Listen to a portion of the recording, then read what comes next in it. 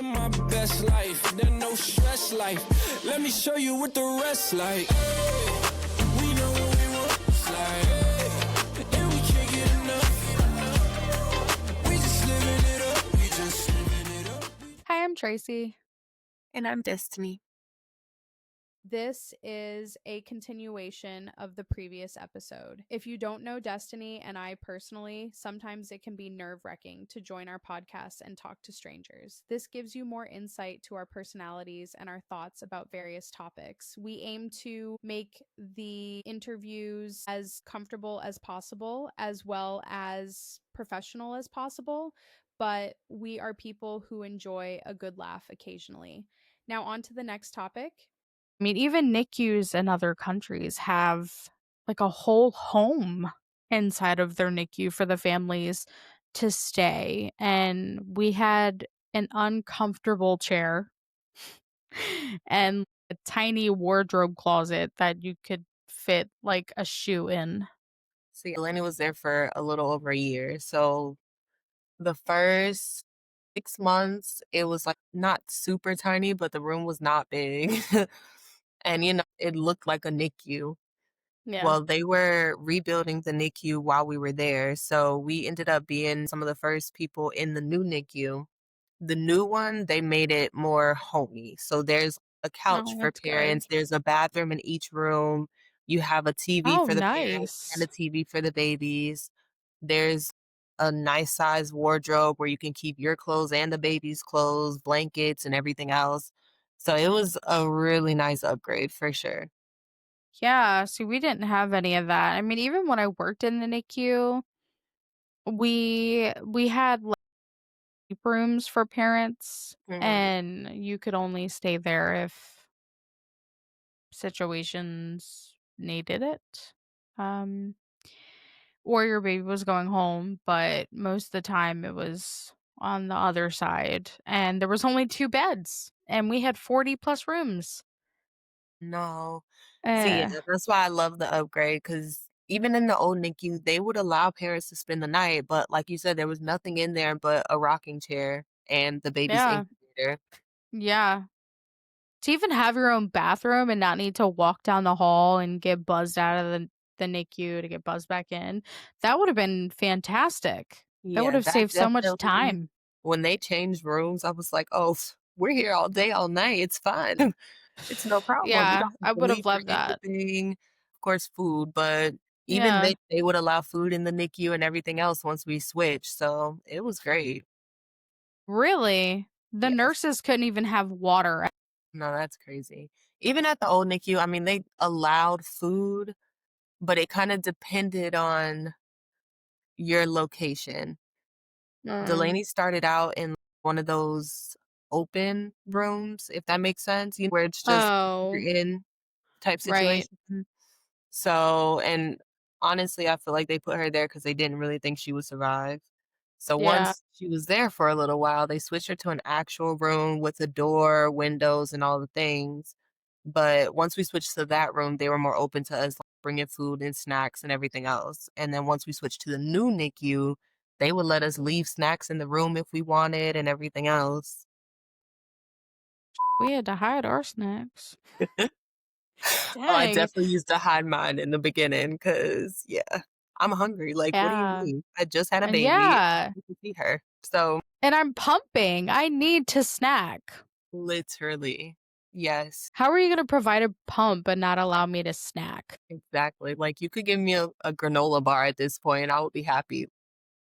It I doesn't even have to know. be nothing crazy, but yeah.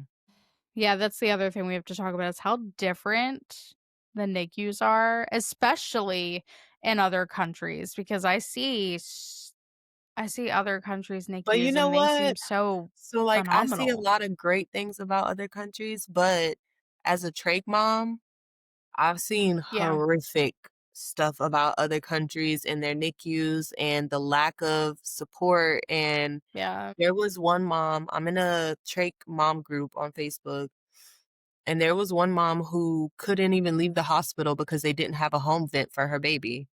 So her baby had to stay in the hospital, and someone from America ended up donating her a ventilator for her baby to be able to go home. And every month she goes in the group to get supplies because they don't have a DME company, they don't have any support. My Her god. baby's basically just on his own. Okay, yeah. So like situations like that, but that also But it definitely depends on the country as well. I think situations like that are more rare for Yeah, like Japan, Korea, New yeah. Zealand. It definitely depends on economic status more than anything, I will say. Yes, yeah. I will give that. It's definitely are you financially well off to be able to handle this, but it also makes you wonder, is it because they don't see that situation often? And I Because think their that is statistics are also better. yes. Well, Well, I won't say say it better as in maybe not, but because I agree, and honestly, I think it's that I think it can go both ways. It's either that you don't see that as often because the situations are better, or you don't see it as often because the babies don't make it. right. Yeah. Those are It sucks either way, though. it does. Yeah. That I mean, I know our healthcare system is better in some ways. Um, but I feel like we could be doing better. And again, in America, I think it definitely goes off of economic status as well, for sure, as well as Yeah. demographic, your zip code, and everything else. Yeah. Because even in Florida, we just got the Paid Caregiver Act, where you can actually be paid to take care of your child instead of having a Yeah. nurse come in and get paid to take care of your child. Whereas other states Yeah. have had this for years, and Yeah. even the way they've implemented it in Florida is not up to the same standards as a lot of the other states. So Right. it's all hit or miss, to be honest. Yeah, I think we need to go back to a time where doctors actually cared about their patients and less about the money they were making from the certain diagnoses. Um, that's where we kind of lack a little bit. And then also being a little bit more overweight, you always get told like, "Oh, your ankle hurts." Like, "Ah, your X-ray shows you broke it, but have you tried losing weight? It could just be because you're fat." That is literally the go-to for anything. I know, it's ridiculous. Yeah. I get it. I'm overweight. I'm working on it, but my ankle is sideways, okay? That's broken, and it's not because I'm fat. Let's be realistic. Oh my god. No, seriously though, like and even me, like, I'm 6'2". I think when I was pregnant with Delaney, I was like 270 pounds or something like that. And they're like, "Oh, you're huge." And I'm like, "Thanks. I mean, I don't know. I'm pregnant here, so, whatever." But yeah, like it's crazy how they try to Well, you're bring also everything. tall, so that So even distributes when I even am right. So even when I am overweight, it doesn't necessarily look overweight. yes. But they will still drill it to me, "Oh, yeah, you need to lose weight." And I'm just like, "Oh, thanks." Yeah, whereas I'm a whole foot shorter than you. I'm Literally. 5'2". So, if I think about a piece of cake, I look 20 pounds heavier. I cannot. My That's god, the fun part. Yeah, literally. God. But then even on the flip side with the babies, we have Yeah, preemies and they're still trying to force weight gain, and it's like, yep. "Babes, she's never gonna be on your perfect curve." Like, I'm sorry. I know in the state of Maryland, once they reach 2 years of age, they stop going off their, like, premature chart Same. and start putting them on, like, the regular growth chart, and I don't agree with that at all because that's not realistic.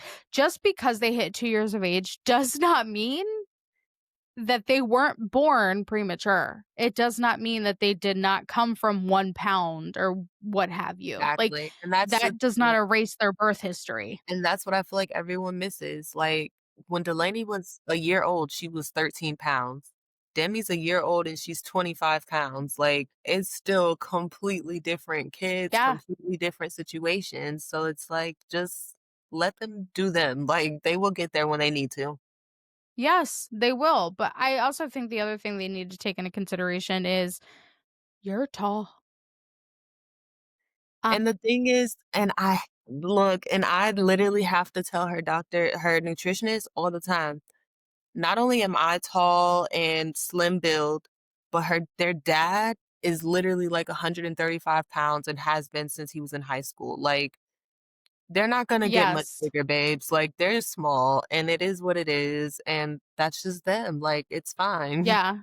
Yeah. In my case, their dad is 6'3", 6'4", and like 220 something. But he's tall, so he doesn't look big at Distributes. all. Yeah. Yeah. And they look at me and they're like, oh, well, they should be bigger. Like, have you seen their dad though? They still have their dad's metabolism. They still have his Yes. like, it's fine.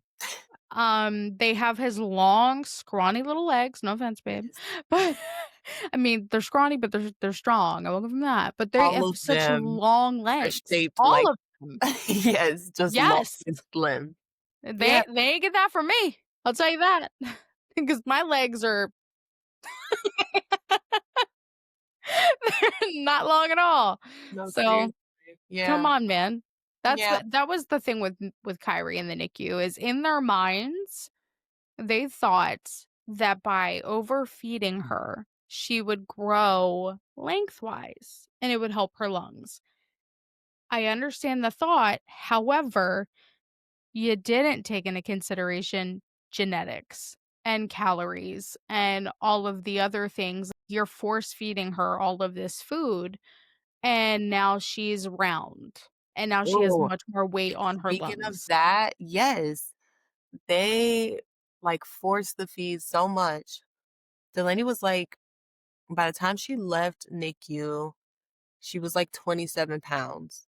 Yep. Once she got home, she dropped to, like, 19 pounds, and everyone starts freaking out, and it's like she's more proportionate now. Like, she's not 2 feet tall and huge and round like a little ball. Like, she looks Yes. proportionate, she looks how she should look and how she should have always looked. Like, Yeah, they also don't struggle to breathe.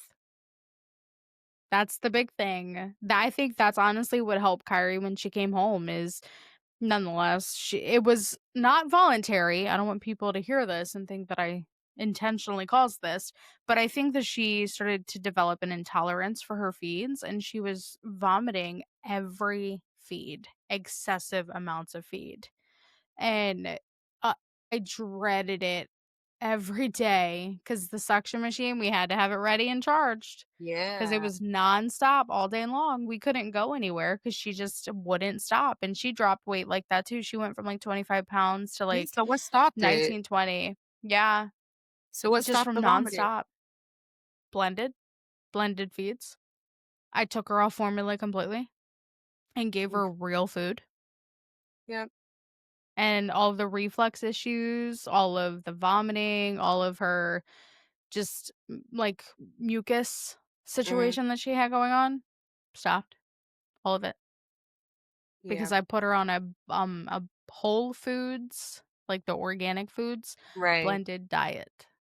See, we went to plant-based because come to find out, Delaney had a dairy intolerance. So yeah, after a whole year of giving her dairy, we got home and then she has a dairy intolerance. We put her on plant-based and then she became proportionate. Yeah. I That's the other thing. Fun fact. They think that because you're a mom, you don't know your baby.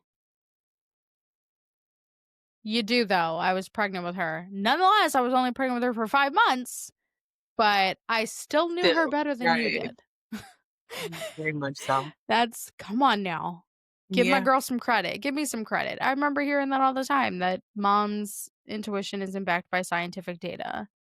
But that I don't know. I feel for the families who are, like, in the hospital and they don't have somebody who can advocate for them. It's just them.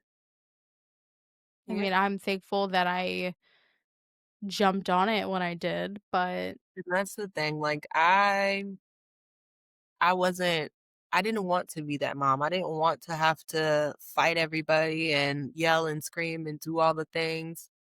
the But then reality it is you came shouldn't have to a had point. to. Yeah, and that was the thing, and I wanted to trust that I wouldn't need to.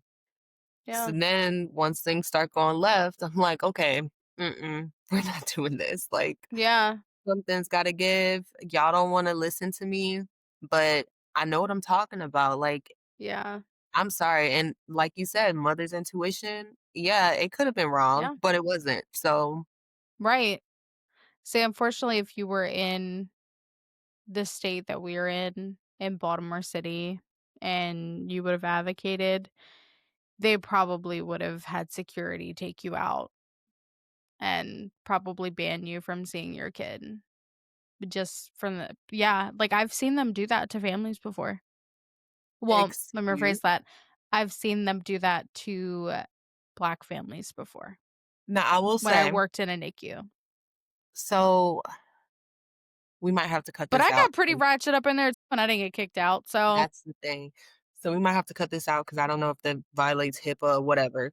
But there was this one day I was going to the hospital to see my baby, and there was a lady waiting at the door when I got up there. So we walk in together, and then when I was leaving, she was leaving at the same time, and we were both going to get lunch. So I'm like, "Oh, we can walk down together."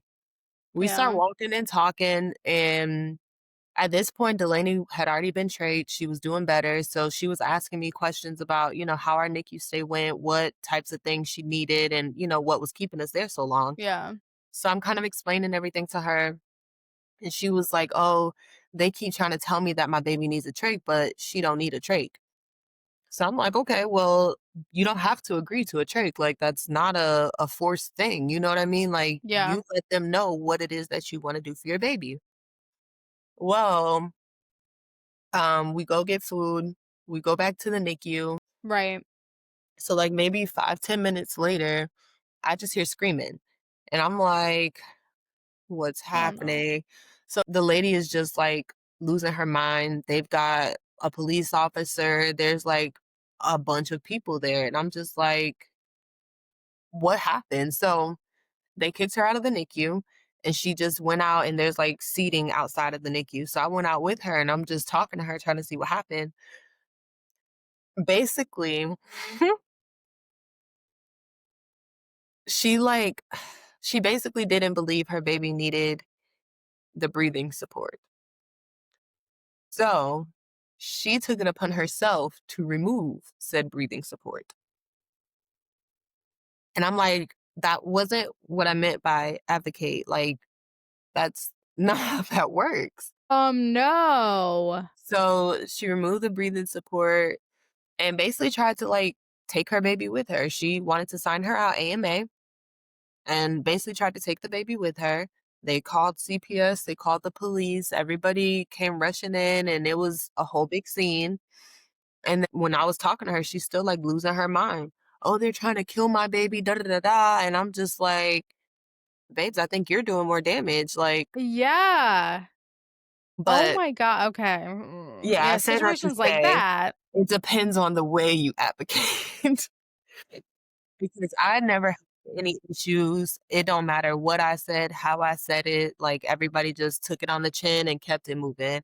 Yeah, I had some snarky remarks and, people trying to be petty, but it was Yeah. never taken out of context. But at the same time, I will say, anytime I got to a point where I was like actually upset and genuinely wanted to like curse anybody out or do Yeah. anything crazy, I would call my mom and she would literally just be on speakerphone. Like the one day when I was talking to she was a nurse practitioner and I will never forget her. Her last name was Delaney. So when she met Delaney, Wow. she was so excited and, she was super sweet to her. But this day, was like a few days after I had already gotten into it with one of the other doctors because I told him what I wanted to happen for my baby. And he Yeah. was like, well, put it in her chart that mom said. Yes, mom did say. So, whatever, all that happened, and so, like, 2 days later, she's like, "Oh, we're gonna go back to the other protocol that the doctor wanted." No, we're not. And so me and her went back and forth for a little bit, and I'm like, "Let me just talk to the doctor." She kept telling me, "Oh, he's busy, but this is what we're gonna do." No, that's not what you're gonna do. Let me speak to the doctor. She kept trying to go back and forth for me, and I was like, "Look, y'all are treating my baby like she's a science experiment, and she's not. So we're not doing that." So I started like getting riled up. My mom's on the phone, and she's like, "Calm down, Destiny. Calm down. Just speak. Say what you need to say. Don't get mad." And I'm like, "Oh." It's So I hard had not to, though. like, I had to just leave the room, and then when I came back, she's like, "Look, I heard you loud and clear, and you're right. She's not a science experiment, so we're gonna do it your way."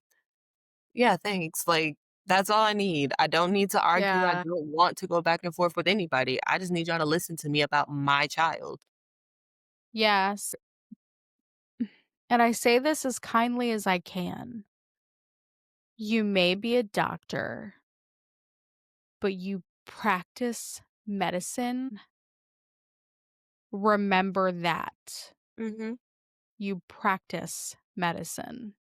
But also, doctors need to take your ego out of it. Take your ego out of Yes, it. Stop trying to, "Oh, I know more because I've been doing this for this amount of years." Yeah, you've been doing it, but you have never done it with my child. My child is a whole exactly. separate case. Let's not just generalize every baby that you've ever seen. Exactly. That's I hope if doctors do listen to this, like that's the biggest takeaway. Put your ego down. Nobody we're not trying to fight you and make you feel like a bad doctor, but we know our patient. That's our baby. And you see them for 5 minutes at a time. You can If that practice medicine all you want. I don't care. But if I'm advocating and I'm telling you that this is what I'm seeing, here's what I've documented, please try to listen to that and stop going, "Oh, you just think I'm a bad doctor and you think everything that I'm." No, we don't care about you. We care that that you part, make the decisions. Yeah. that The part. reality is you're making decisions for our children. And if we feel like it's not the best decision, we should be allowed to speak up without having like that put in our charts or having somebody put in my daughter's chart that I have zero medical experience and you need to speak to me like I'm 5. That, no. Because guess what? Now I'm a neonatologist and now we can argue. Honestly. Because now I'm going back to school to fight you on your own. How about that? That's uh, they definitely got to stop that. That's where we fail in Very our much. healthcare system, and it's sad.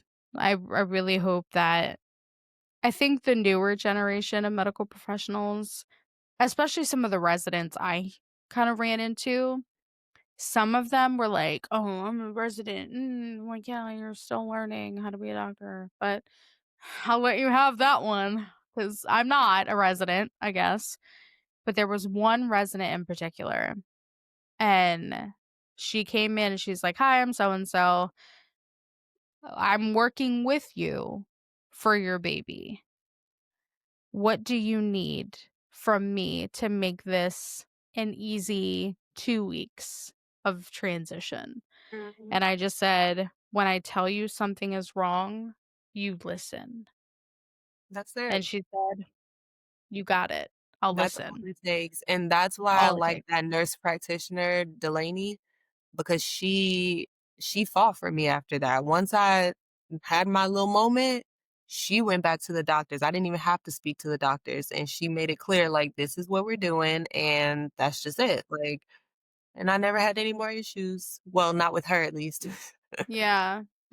Well, that's the thing. You need to have somebody who understands that they are there to help you.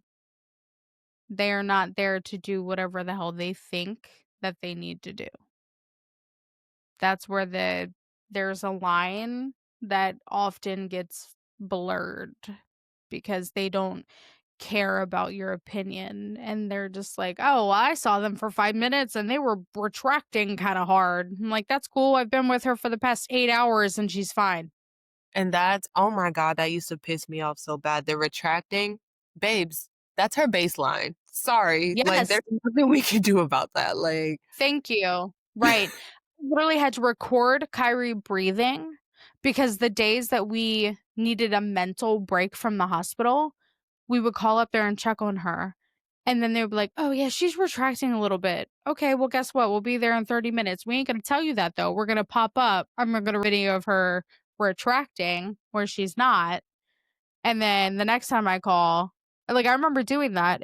The nurse was like, "Have a good day off. Like, she's a retraction a little bit, but I think she'll be fine. I might just have the doctor come look at her." We showed up there in 20 minutes. She came walking in the room. She's like, "Oh, you're here." And I was like, "Yeah, you said my baby was retracting, so I came to check on her. And yeah, you see this video? That's exactly how she looked yesterday." and that was always my thing. You do blood gases, you check their respiratory rate, you check their heart rate, you check everything. But then retractions are a reason that you need to go up on her oxygen or go up on her breathing support when you know that that's her baseline. This is what she does all day, every day, but her sats are still fine, her heart rate's still fine, everything is perfectly fine. But because she's retracting a little bit, you feel like she needs extra support? No. Yeah.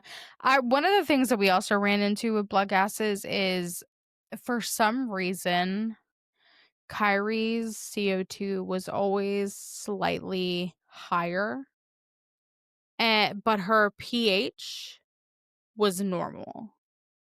And so, and I can't remember the other number, but I think it was like something with the lungs, but like her CO2 was high, but it was compensating normally because of the diuretic she was on.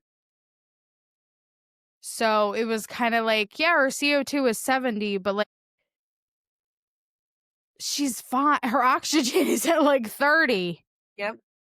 and she's on flow too. I mean, look at her. She doesn't, that's where towards the end of the NICU stay, we got an NP for the first time.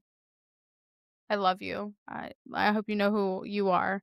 But she was the one who asked me if I wanted to wean Kyrie's methadone and clonidine at home. And when she came on, she was like, "I think that's just her baseline." Like, honestly, she's not retracting worse than what she normally looks like. She's not Right. breathing harder. She looks comfortable. And then her pH was fine. If there was other indicators, Right. okay, we'll up her respiratory support. However, looking at her, just look at her skin color is normal.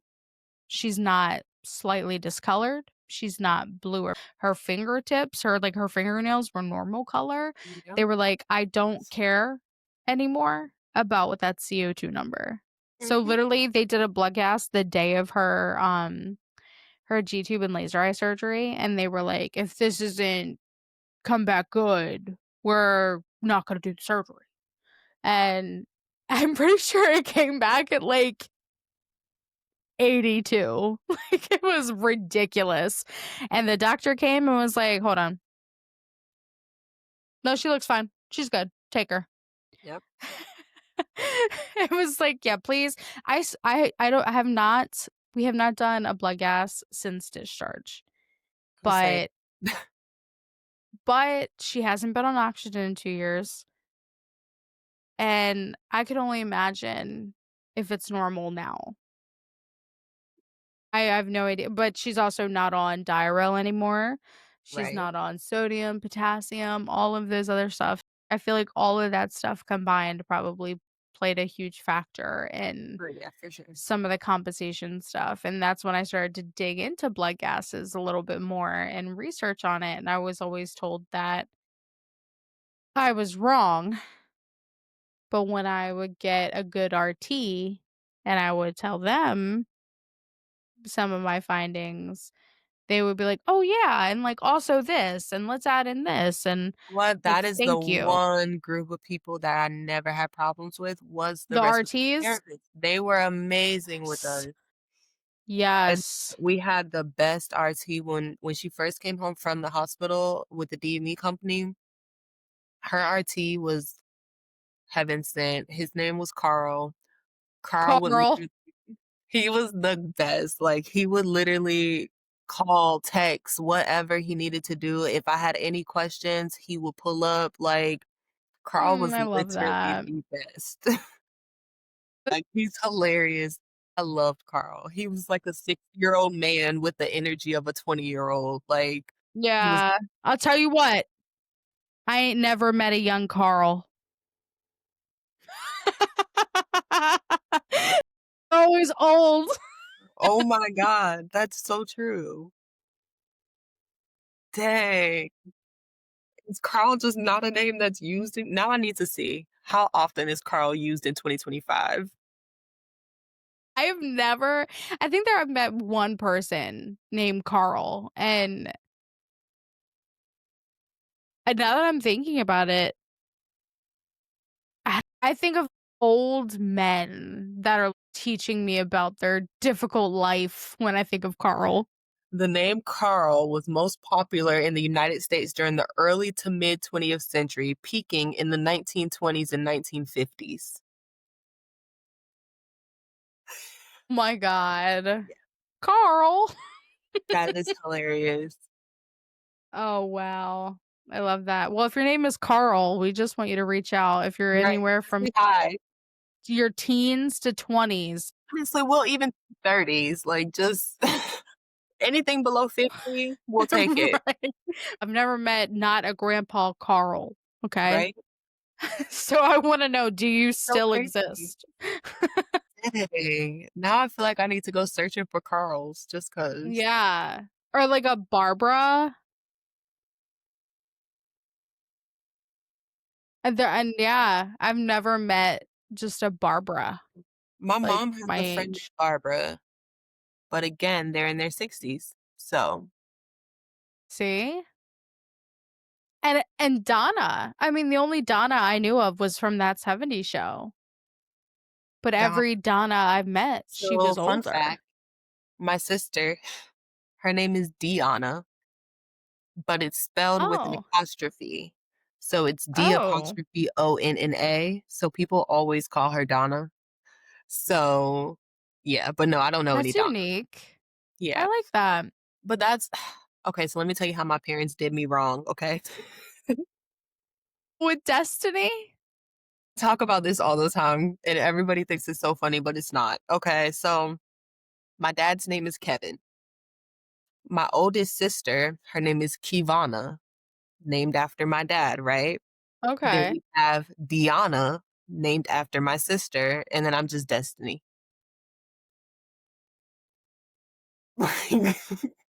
You should have put an apostrophe, just D You would think. Destiny or something. You would think. Kivana is K-E apostrophe V-O-N-N-A. Deanna is D apostrophe O-N-N-A. I could have been Brianna, Tiana, but no, my mom says that she just, by the time I was born, she knew she was destined to have all girls because they really wanted a boy. So, Oh, yeah. yeah. It's another reason why we're not gonna have any more kids, because I just know in my gut it would be another girl, and Mhm. I can't. No, Yeah, that's 3 why is I'm sticking enough. with the 2 I got. I don't even wanna try again. I am good to go. If I needed a son, I woulda had him by now. Like, it's fine. Well, have you heard the theory that if you have a boy, it's because you've never experienced true love? But if you had a girl, I don't like this one, but it's because you need to grow up a little bit. And I have Think 3 of them, so so. apparently Yeah, I'm really immature. that's crazy though, because that for me, that was true because I definitely did not grow up until I started having kids. Like, Yes. Yes. When I had Kyrie, yeah, that's when really kind of whipped me into yeah, shape. that was definitely a Um, reality check. Heavy reality. yes. Huge reality check. And then the twins was another reality check. Yeah. And That that's when just kinda threw we me off. really I kind was of not prepared for that one. Like, where'd you even come from, girl? Just yeah. Yeah. That's so funny. Oh my god. Yeah, well, at least the plus side is I've experienced true love. Thanks, yeah. Bruce. Right. Didn't need it from a son, got it from a man. Yeah, thank God. Whoo, hair flip. Just kidding. That is Well, we'll hilarious. come at you again with more facts and more casual talk. But definitely more facts. Because there's so much to know. We've got a lot And more there's research to do. yeah, I'm glad that we were able to come back with some stuff that I had no idea about either. So, again, if you are a NICU family or a medical professional, we'd love to hear from you. Your story could help another parent feel less alone because every ounce. Truly is a miracle. Bye. Bye.